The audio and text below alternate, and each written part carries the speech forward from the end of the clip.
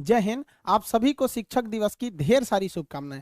आपके, हमारे या दुनिया के कोई भी इंसान हो, उस सबके जीवन में सफलता का सबसे बड़ा अगर किसी का हाथ होता है तो वो उसके शिक्षक का होता है। हम सभी के जीवन की जो सबसे पहली शिक्षक होती है वो हमारी माँ होती हैं। वो हमें ही सबसे पहले अक्षर ज्ञान वगैरह सिखाती है। सबके सफलताओं में शिक्षक का, अलग अलग शिक्षकों का हाथ होता है। वो नर्सरी से लेके हमें पूरे हायर एजुकेशन तक पढ़ाते हैं। आज के दिन हम अपने सभी शिक्षकों को हाथ जोड़कर नमन करते हैं जिन्होंने हमको इतना पढ़ाया लिखाया, जो आज हमको काबिल बनाया। उन सभी शिक्षकों को हमको कहते हैं। बहुत सारे शिक्षक हमारे बीच हैं और हमारे बहुत सारे शिक्षक अब इस दुनिया में नहीं है। भगवान उन्हें स्वर्ग से भी ऊपर बैकुंठ धाम में स्थान दे, जिन्होंने बहुत ही लगन से, मेहनत से पढ़ाया था। वो दौर जब हम लोगों का था तो एक शिक्षक के प्रति बड़ा एक डर रहता था। जैसे स्कूल या कॉलेज के ग्राउंड में टीचर्स को देख लेते थे, डर जाते थे लोग। बट आज के वक्त में हम देख रहे हैं धीरे धीरे इस चीज का नैतिक पतन होते जा रहा है। भारत में शिक्षकों की या शिक्षा की बहुत पुरानी परंपरा, ये हमें विश्व गुरु कहा जाता है। अब आप कहेंगे सर ये विश्व गुरु का मतलब क्या होता है, ऐसे ही भारत को विश्व गुरु क्यों कहा जाता है? तो आप एक एग्जाम्पल से समझिए। हमारे तत्कालीन राष्ट्रपति उस समय के 94 में डॉक्टर शंकर दयाल शर्मा थे।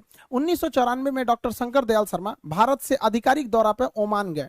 ओमान की राजधानी मस्कत पर जब हमारे राष्ट्रपति डॉक्टर शंकर दयाल शर्मा का हवाई जहाज लैंड किया तो ओमान के जो किंग थे, वहां के राजा, वो कभी किसी को रिसीव करने एयरपोर्ट पर नहीं जाते। ये प्रोटोकॉल मतलब नियम कानून होता है। किसी देश के राष्ट्रपति वगैरह नहीं जाते जब तक कोई बहुत खास मेहमान नहीं आ जाता। और लेकिन वहां पर किंग जो है वो प्रोटोकॉल तोड़ दिए। और अमूमन अगर कोई प्रोटोकॉल तोड़ के आता भी है तो वो रिसीव करने के लिए नीचे खड़ा रहता है और राष्ट्रपति खुद उतर के आते हैं। लेकिन ओमान के राजा के, यानी ओमान के किंग के साथ ऐसा नहीं हुआ। हमारे डॉक्टर शंकर दयाल शर्मा अभी हवाई जहाज में बैठे ही थे तो ओमान के किंग सीढ़ियों से चढ़कर खुद गए और डॉक्टर शंकर दयाल शर्मा को उनके सीट के पास से जाकर रिसीव करके उन्हें लेकर आए थे। जब ड्राइवर्स और बॉडीगार्ड ने उनको कहा गाड़ी में बैठे तो वहां के किंग ने ड्राइवर को हटाकर खुद ड्राइव किए थे डॉक्टर शंकर दयाल शर्मा के गाड़ी को, हमारे राष्ट्रपति साहब के।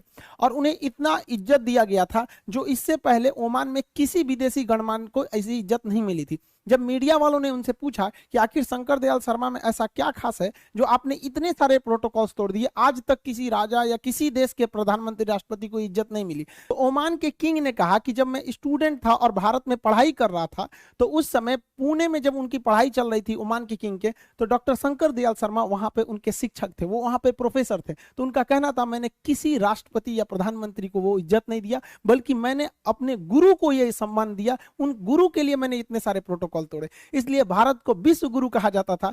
प्राचीन काल से आज तक बहुत सारे लोग भारत में आते हैं, शिक्षा लेकर बड़े बड़े पोस्ट पर पहुंचे हैं। उसके बाद से अभी तक कई सारे राष्ट्रपति, प्रधानमंत्री अलग अलग देशों के ओमान में गए, लेकिन उन्हें जो प्रोटोकॉल के तहत ही एक सम्मान मिला, वो सम्मान आज तक किसी को ओमान के किंग द्वारा नहीं मिला जो हमारे शंकर दयाल शर्मा जी को मिला था। हमारे शिक्षक हमको एक टीचर के साथ साथ एक दोस्त, एक गार्जियन की भी भूमिका में रहे। हमारा लाइफ का सपना था कि हम फौज में जाए। हमने एग्जाम भी दिए थे, एनडीए वगैरह कई सारे डिफेंस के लिए, लेकिन मेरे साथ एक गड़बड़ी था कि मेरा हाथ टेढ़ा था, ये एंगल वगैरह बहुत ज्यादा मेरा हाथ टेढ़ा है, तो मेडिकली अनफिट होने की वजह से हमारा फाइनली सिलेक्शन नहीं हो सकता था। हम काफी फ्रस्ट्रेट हुए थे कि हम क्या कर सकते हैं। तो हमारे टीचर ने मजाक मजाक में कहा था कि तुम एक काम करो, तुम दूसरे को पढ़ाओ, तुम्हारा हाथ टेढ़ा है तो क्या हुआ, दूसरे का करियर सीधा कर दो।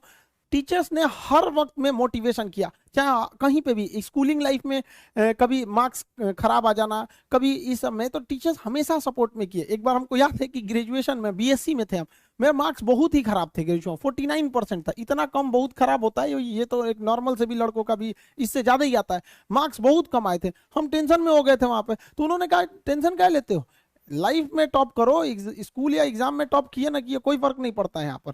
इसलिए किसी भी लाइफ की एंट्री भले खराब हो लेकिन एग्जिट एकदम तगड़ा होना चाहिए। आपका बचपना भले गरीबी में बीता हो लेकिन आपके माँ बाप की बुढ़ापा कभी गरीबी में नहीं बीतनी चाहिए। और लाइफ में ठोकर लगना तो बहुत जरूरी है, क्योंकि ताश में जोकर और जिंदगी में ठोकर कभी भी माहौल बदल सकते हैं। और बुरा वक्त से कभी घबराना नहीं चाहिए, क्योंकि बुरा वक्त ही बताता है कि लोग क्या थे और हम क्या समझ रहे थे। लाइफ में सबके साथ चैलेंजेस आते हैं, सबके जीवन में कठिनाइयां आती हैं। कठिनाइयों का आना एक पार्ट ऑफ लाइफ है और उससे जीत कर निकल जाना एक आर्ट ऑफ लाइफ है। सबके जीवन में संघर्ष आते हैं, हम लोग के समय में भी आए थे। बहुत सारे लोग ठग के चले गए, हमको तो इतना ज्यादा ठगा गया कि हम पटना केवल इसीलिए रुके कि हमको घर जाने का पैसा नहीं छोड़ा था। इस तरह से हमको यहाँ पर नोच लिया था लोगों ने, लेकिन हम धैर्य रखे, अपने टीचर से बात की तो उन्होंने काफी मधुर भाषा में बोला कि देखो बेटा, जीवन में किसी को ठगना पाप है, ठगा जाना कभी पाप नहीं है। तो तुम्हें कोई ठग रहा है तो ये उसकी गलती है, जीवन में तुम किसी को मत ठगना।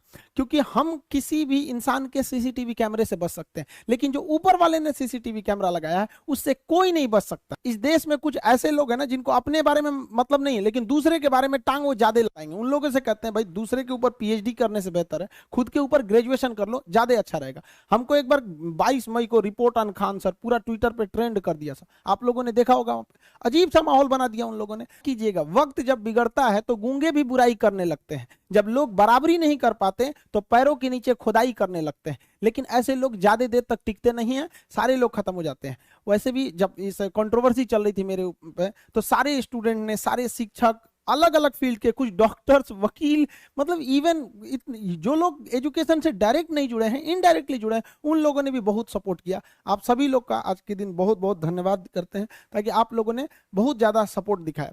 टीचिंग में क्या है कि भाई देखिए, बहुत हम सब की टीचर्स की अलग अलग कोचिंग्स हो सकती हैं, अलग अलग सब्जेक्ट हो सकते हैं, बट सबका ध्येय, सबका उद्देश्य एक ही रहता है कि ज्यादा से ज्यादा लोगों को शिक्षित किया जा सके, ताकि हर इंसान अपने फील्ड में आगे जा सके और व्यक्तिगत रूप से देश की भलाई में बहुत सारा काम कर सके। ऐसा नहीं कि किसी जगह पे सुधार की कोई गुंजाइश नहीं होती, हर जगह कुछ ना कुछ सुधार की गुंजाइश होती है। टीचिंग फील्ड में भी हमने एक चीज को देखा है कि मतलब टीचिंग में एक टीचर दूसरे टीचर, कुछ ऐसे नहीं, ऐसे 2-4% टीचिंग्स में देखे होंगे कि किसी दूसरे टीचर की बुराई करना, या वो ऐसा पढ़ा रहे हैं, ऐसा नहीं करना चाहिए किसी भी टीचर को, क्योंकि उसे इंडिविजुअल सोचना चाहिए कि इससे अगर वो किसी एक टीचर्स की बुराई कर रहा है तो इससे वो इंडिविजुअल नहीं रह जाता, फिर एक कैटेगरी। जब आप टीचर बोलते हैं तो एक समुदाय को वो दर्शाता है, तो ऐसा नहीं होना चाहिए। दूसरी, टीचर्स में आज के वक्त में क्या है कि वही पुराना स्टाइल है कि भाई किताब खोलें और पढ़ाने लगे, तो ये गलत है तरीका। टीचर्स के अंदर खुद सोचना चाहिए कि अगर वो लोग, कोई भी टीचर हो दुनिया में, कोई भी, अगर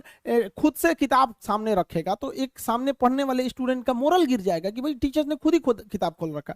हम लोग जब पढ़ते थे तो एक चीज हम लोग के मन में एक चीज जरूर घूमता था, यार सर को इतना याद कैसे रहता है, क्योंकि हम लोग के टीचर ने कभी किताब नहीं खोला। वो अलग बात है कि आप कोई न्यूमेरिकल सॉल्व करा रहे हैं या कुछ भरवा रहे हैं तो वो एक मजबूरी है, बट जब समझाने का वक्त हो, एक फ्लो का वक्त हो, तो उसमें नहीं रखना चाहिए। ये सही नहीं है, क्योंकि इससे स्टूडेंट्स का क्या होता है, मोरल डाउन होता है। और स्टूडेंट्स लोग को भी कहते हैं कि भाई आपको क्या है कि एक टीचर का लेवल ऊपर होता है, स्टूडेंट का नीचे।